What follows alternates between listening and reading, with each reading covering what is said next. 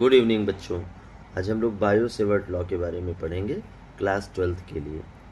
तो bio Savart law, जिसको Laplace law भी कहा जाता है, जान लीजिएगा। तो बायो सेवर्ट लॉ की मदद से हम किसी करंट कैरिंग कंडक्टर के किसी एलिमेंट्री लेंथ, जिसको करंट एलिमेंट कहा जाता है, उसकी वजह से किसी पॉइंट पर मैग्नेटिक फील्ड इंडक्शन की वैल्यू निकाल सकते हैं।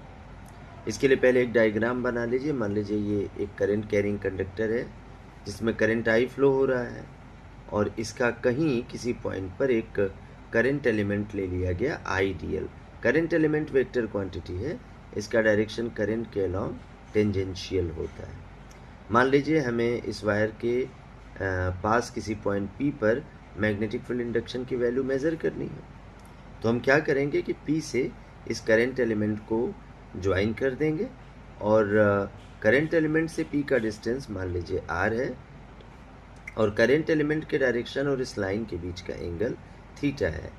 तो बायो सेवर्ट ने एक्सपेरिमेंटली इस चीज़ को डिटरमाइन किया कि पॉइंट पी पर मैग्नेटिक फील्ड इंडक्शन की जो वैल्यू होगी डी बी, ये करंट एलिमेंट की वैल्यू के डायरेक्टली प्रोपोर्शनल होगी, और ये जो करंट एलिमेंट और इस लाइन के बीच का एंगल है, उस एंगल के साइन के डायरेक्टली प्रोपोर्शनल होगी, और करंट एलिमेंट उस पॉइंट के बीच के डिस्टेंस के स्क्वायर के इन्वर्सली प्रोपोर्शनल होगी। अगर इन तीनों लाइनों को ज्वाइन कर दें तो इस तरह से लिखा जा सकता है ideal sine theta by are square, और जब डायरेक्टली प्रोपोर्शनल साइन हटाएंगे तो यहाँ एक कांस्टेंट लगाया जाता है mu not by 4 pi ideal sine theta by are square. ये हो गया Biot Savart law SI system में। याद रखिएगा ये एसआई फॉर्म में है।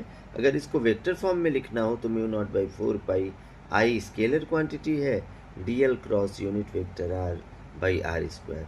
मतलब ये बायो सेवर्ट लॉ एक ही है, ये स्केलर फॉर्म में है, ये वेक्टर फॉर्म में है, लेकिन ये एसआई सिस्टम के लिए है। अगर बायो सेवर्ट लॉ आपको सीजीएस में लिखना होगा तो म्यू नॉट बाई 4 पाई की वैल्यू 1 हो जाएगी। अब ये फार्मूला इस तरह से लिखा जा सकता है। Thank you.